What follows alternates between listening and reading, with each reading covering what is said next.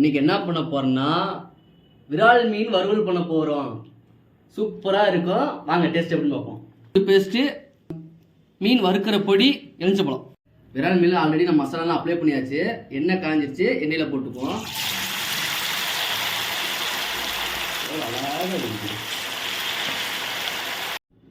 விரால் மீன் வறுவல் வேற மாதிரி. நம்ம லெமன் எடுத்து அப்படியே புளிஞ்சு விட்டு அப்படி பிச்சு